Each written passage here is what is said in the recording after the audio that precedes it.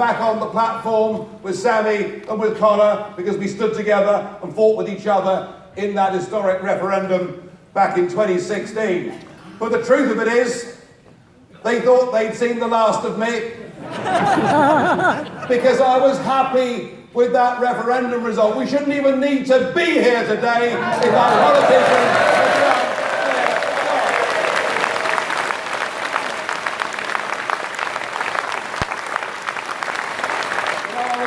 My day started off today. I got off the battle bus in Christchurch and I went round Christchurch Market. And I visited stallholders, I met some members of the public, and then it all went wrong. We found a pub. But I reminded myself that the first time I'd gone round Christchurch Market with leaflets was in the spring of 1994. I've spent nearly 25 years of my life fighting and battling to get this country out.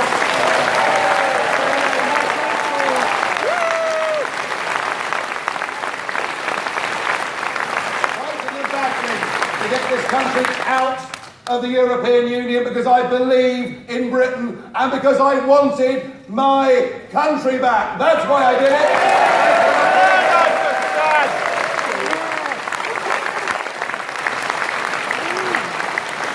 And what a day the 23rd of June 2016 was. A day when, despite everything, despite global leaders lining up to tell us not to make this terrible mistake. Remember, they even brought the American President Obama over. Oh yeah, the back of the queue. Tell us we shouldn't vote to leave, and that awful pasty-faced man who was Chancellor Osborne threatening us with emergency budgets and 500,000 jobs would go. We were told it would be a disaster. We were told plagues of black locusts would descend on our land, and despite it all, we went out. And in the greatest democratic exercise in the history of this nation, we voted.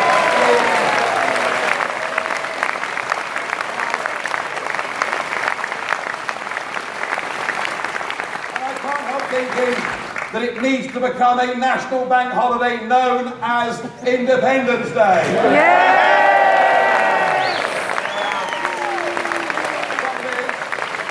The trouble is, things are not exactly going to plan. We have had a concerted, non-stop attempt by big banks, big business, and big politics, and they have campaigned literally every single day since that referendum to dilute it, to delay it, even to stop it. Every day we see Nick Clegg popping up. Tony Blair!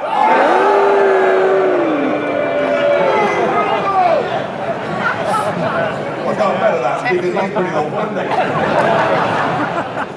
But Lord Adonis, yes, Alistair Campbell, how about him? I mean, every day we see this attempt, and now, Bob Geldof's back, God help him. I thought we'd seen him off on the River Thames. And now they tell us they want a people's vote. Well, let me tell you, we had the people's vote. It was in 2016 and we won.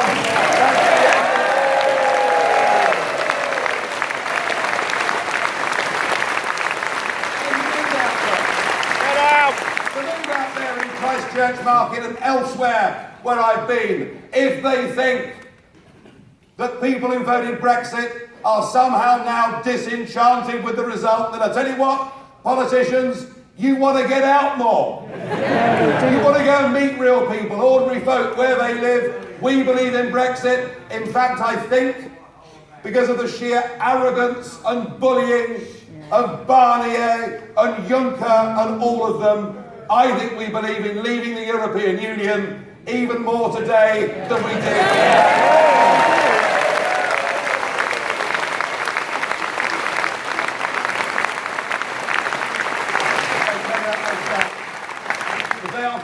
referendum, there was an emergency debate in the European Parliament. So I thought, well, I best show up, you know. Because I've worked quite hard over there. I've always tried to make positive and helpful contributions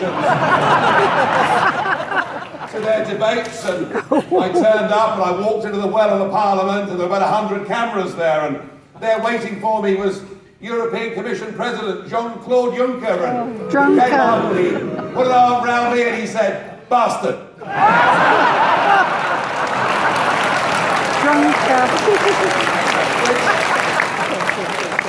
It's probably why I did say to them on that morning, when I came here 17 years ago, I said to you I would lead a campaign to take the United Kingdom out of the European Union. And you laughed at me. Yeah. Well, I said, you're not laughing now, are you?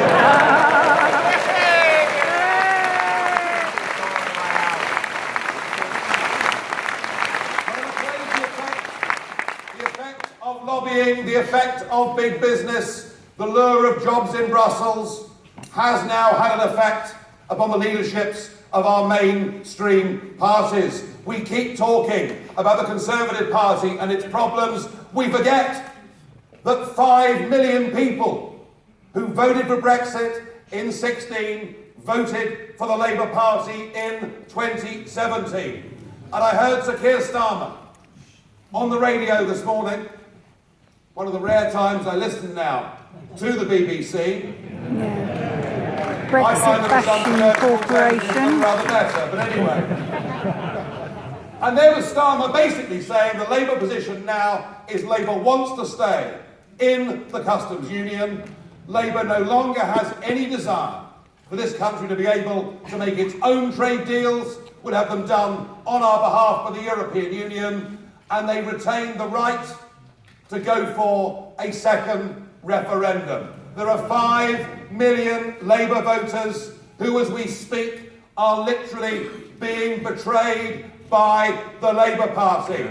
And it's time we told them how wrong that is.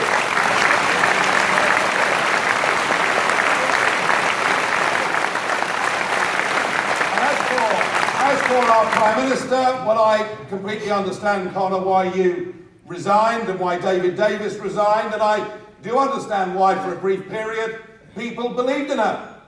Because she gave this big speech at Lancaster House. Even I thought, crikey, you know, we really have changed things. We really are going to win. She kept on saying, we will take back control of our laws, our money, our borders. She kept on telling us, Brexit means Brexit. But little did we know that not only is she a woman who is too weak to negotiate with the European Commission. Yeah. I'd much rather we'd sent someone like Trump, personally, but... Yes.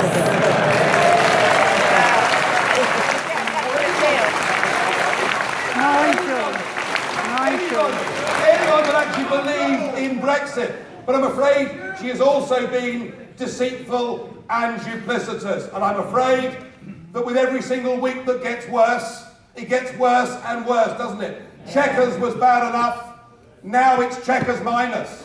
Now she actually wants to tie us in to a customs union until at least the end of 2021. And that, of course, means effectively until the next general election, when you could get a government that simply wants to keep us in. Brexit, Mrs. May, I'm afraid now, when she says it, she actually means remain. Yeah. And that is nothing less than a betrayal of what the people of this country voted for. Frankly, I think if Brexit does get watered down to this extent, or indeed we're forced to have a second referendum, I think the damage this will do to the trust, faith and hope people have in democracy, in British government, in our way of life, will be incalculable. I really do.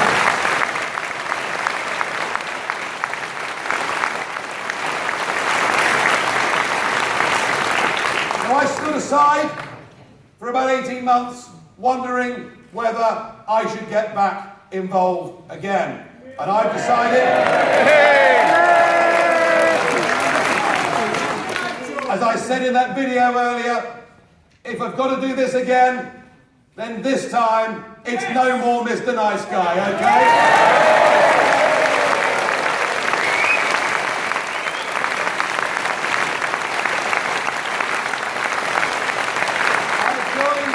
I've joined forces with Leave Means Leave. I've joined forces with a group of people who are here from business, who are not doing this out of their own personal political ambition, but because they believe in their country. And I'm sharing platforms with people from across the entire political spectrum, those from business and all parts of society. This campaign is not about left or right. This campaign is about right and wrong. This campaign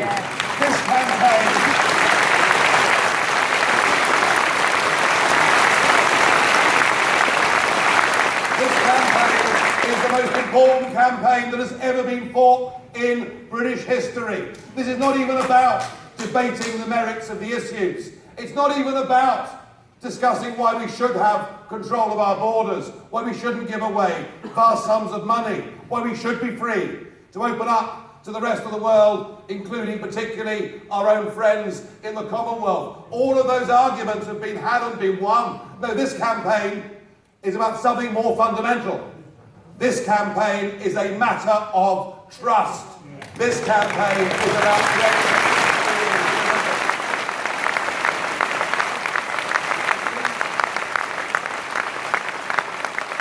and that is what we're asking for in Leave Means Leave. We're simply asking our politicians to do what they promised. Every single leading player banks tell on both the Leave and the Remain side told us that a vote to leave meant we left the European Union, the single market and the customs union. Even that leaflet, do you remember Cameron's leaflet? Yes. The one that he spent £9 million of our money on, Yeah. that he put through every letterbox in this country.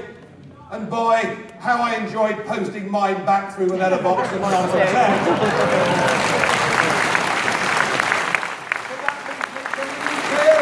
That leaflet said, however you vote, we will implement the result. We have been given a promise by our political class, and they are in the course right now of breaking it, and it's time for us to stand up and fight again. On your chairs.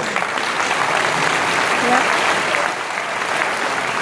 On your chairs, you will see the names, addresses, phone numbers and emails of all the members of Parliament for Dorset. Now, there are some rather good members of Parliament for Dorset, just as there are some good members of Parliament from the county of Antrim. But I'll tell you something, even those men and women who we know have got the courage within them to stand up and resist the pressure of the whips and everything else, even those MPs need to hear from you, because those MPs are going to need your support whilst they're put under massive pressure. But I'm more interested in those members of Parliament in Dorset, a county which of course did sensibly, being the beautiful place that it is, vote resolutely leave.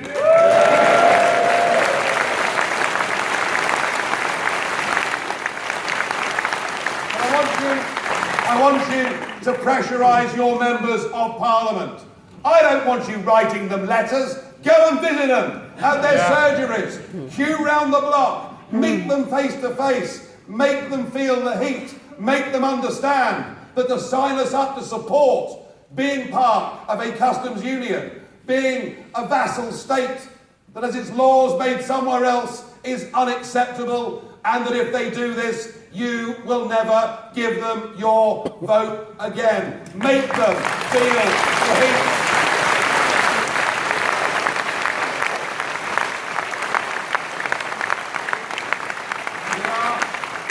We are in Leave Means Leave, reactivating the People's Army, that ground campaign that won us the referendum in 2016. And we're here not just for the short term. We will never go away until we get back the independence and self-government of our nation. I am completely and utterly committed to it.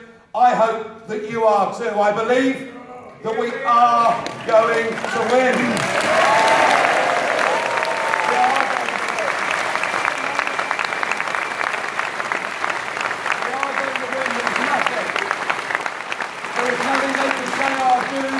That will diminish our spirit, but now we need to come together, show our support, tell our MPs how they feel. We've beaten them once, and if it comes to it, folks, we'll beat them again.